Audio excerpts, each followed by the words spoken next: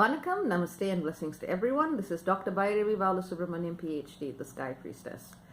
So today I'd like to talk to you about different lessons that I have experienced on walking on the spiritual path and journey, and the same lessons that come up when I'm sharing whatever it is that I've learned with people who come to me for consultations. Now, I have to say this is a very subjective view. Not everyone will resonate with everything that I have to say, and that's fine. It is your journey.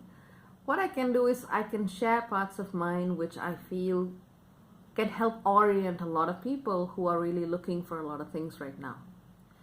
Now, one of the reasons I felt compelled to make this video was looking at some of the patterns of people who are coming in to see if I could shed some light and perspective on their lives, and I kept seeing the same pattern. People are hungry. People are cold. And inside they are disconnected from what it is they think is going to nourish them, which is of course the flame and fire of spirit. And with the sheer explosion of interest in spirituality over the past few decades, it is no wonder that many people have gone looking for all of these things in many different directions. There's a proliferation of spiritual schools right now, of certificates, of trainings, and so on and so forth, which have led down some people to productive paths in their life and to others into greater chaos and confusion. So let's address some of why this is happening. And I think that this is something that anyone at any level of the spiritual journey or any phase of the spiritual journey would want to at least revisit once. So let's just call this general principle number 1. Listen to your body. This isn't rocket science, but it's the most central thing that you can do as part of your spiritual practice. Because as a soul, you are embodied into this matrix of cells and you are here on this earth for a purpose.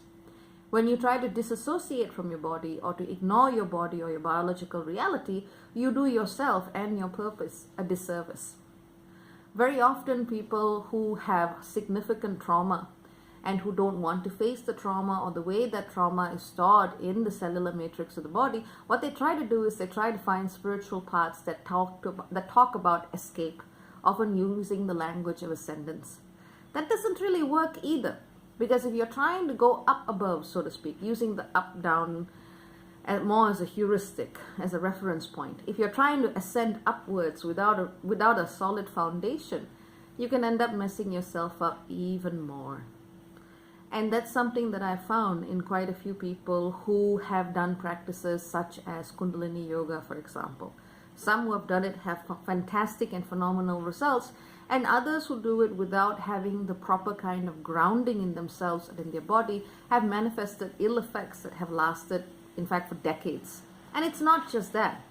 Sometimes I see people go in for very, very intense forms of facilitations and modalities, and they come out of it going, oh my God, what did I just do? I feel like I'm all over the place, because not only did they know not only did they realize later on that they were ungrounded, but whoever their facilitator was at the time did not really look at that fact either. It's not about power, it's not about intensity. It's about the level of readiness that a person has to receive any kind of spiritual work done on them. And that's the same with my work. Before anyone works with me, I basically make them read a document to help them self-assess to see if it's right for them. And sometimes people read it and kind of ignore what they're reading, and I really, really wish they had been more honest with themselves, because it saves us both so much of time. Certain modalities are best suited for people who already have a very strong sense of grounding. And for those who do not, stick to the gentle modalities. That doesn't make you stupid. There's no cause for shame. This isn't a race. You know, in the bid to be the most spiritual, different modalities are popping up all over the place, and people are talking about getting attuned here, left, right, and center, up and down, without actually knowing what it is to be a simple, basic, humble, kind human being. It's like university and academics. You can have 10,000 degrees and still not know a single damn thing about what it means to be a decent human being. Which is why I don't put too much store in that stuff either. It's not about what you learn. It's about what you experience. The same analogy applies to the spiritual journey. Now, sometimes I see some very well-intentioned facilitators go into situations which they are not prepared to do. And I can understand that, because truly there is no real limit. There is no real hard and fast rule on what can come up during a spiritual facilitation or session. It's very open-ended, which is why it becomes very, very difficult to say this is right and that is wrong, and this is how this works and that is how that works, even in the best cases. So whilst there is that degree of flexibility, a facilitator and a client need to both be in a space where they are in tune with themselves and can hold an anchor, or at the very least be the conduit of very powerful energies as and so if required.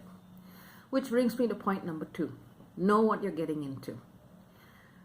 This incredibly intense moment of transition in the planet, there's just so much of wild, chaotic, discordant energy flying about that you've really got to be certain if A, your grounding is down, and B, the person you're working with is actually up to the level that you need them to be. Now, of course, this is going to be triggering for some people, but you know what truth kind of is.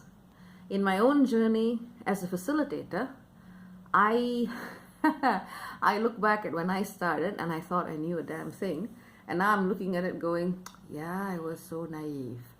But then again, everyone who walks this journey does that. I think it's something called the Kruger effect or something, where, when you start out in a field, you have some certainty, you have the sense of great certainty about what it is you know and what it is you can achieve. And then the more you learn, the more you realize, yeah, no, we don't really know what's happening here. This is best guess, or at the very least, this is, you do the best you can with the information that you have and hope that things resolve themselves. And the same is also true for spiritual modalities. What concerns me is the way and the certainty with which people market themselves, and the way in which certain modalities are presented, and the results-oriented approach that spirituality is constantly being pushed into. If you do this facilitation, if you do this attunement, you're going to get this result. And then you're going to move to this level and this level and this level. Well, my friends, it's not a race.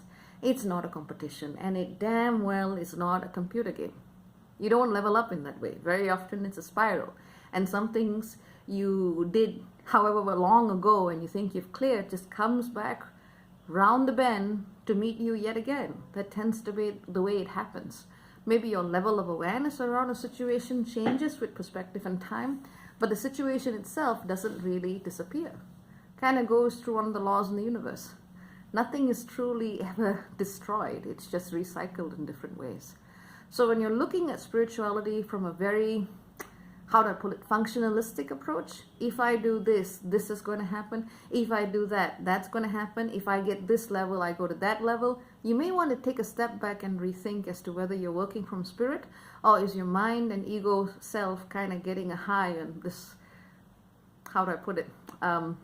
this leveling up process that everyone seems so very interested in.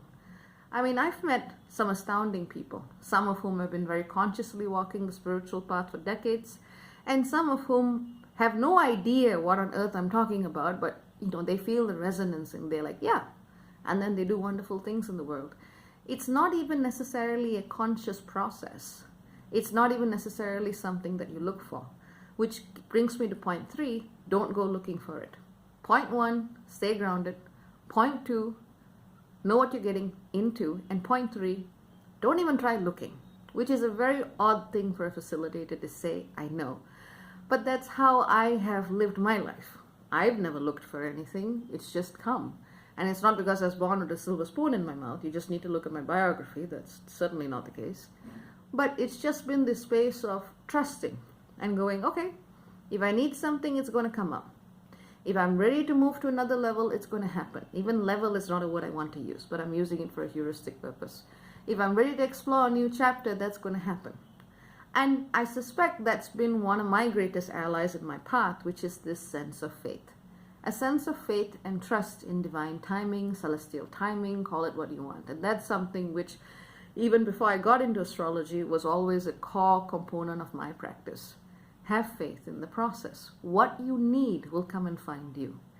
In this race to either escape, transcend, ascend, become a spiritual warrior for the planet, whatever word we're using right now, but in this great race, that fact often gets overlooked.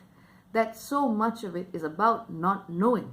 So much of it is about surrender. So much of it is about embracing the mystery of the universe. Because that is how we as human beings incarnate, multidimensional spirits, link out to the greater cosmos. If we knew everything beforehand, at the very least at the conscious level, we would not exactly play out the roles that we came here to play. We are kind of going through a cosmic or celestial level psychodrama to help us work through our own issues. That's the best way I can put it. So trying to go into the situation with the attitude of all-knowing, all-encompassing, all-being doesn't really help anyone. It just means you get a little bit more bruised in the process. It doesn't matter who you work with. If you can remember these three things, you will already have done yourself a huge favor. More often than not, the answers come when you are willing to get back with your body, get grounded, be open to seeing new situations and solutions that arise, and to align with spirit in a way that makes sense to you. At the end of the day, that's all it really is about. And having done that, once you've taken the time to just be with yourself and to appreciate what you are, and everyone's a work in progress. Every one of us is a work in progress. None of us stop learning. None of us achieve this ultimate state and become this stagnant being someplace. God, that sounds terrible. But all of us just keep moving on. So as long as we are willing to accept that with humility and grace and to trust, we'll have a much better ride of it. And of course, you can go with the route of intensity. You can go into the highs and lows. You can go into the addictive spiral that is one level and the next level and the next level and the next. And, that's up to you. It's your journey. I can just share what I have found to be true for myself, what I have found to be effective for my clients, and what it is that I hope anyone who is seeking counsel from me would remember before approaching me. Because if you're wanting me to wave a magic wand and suddenly awaken your third eye so you can become a mega being, look elsewhere. That being said, this is a wonderful time to be digesting this message for the astrological reasons.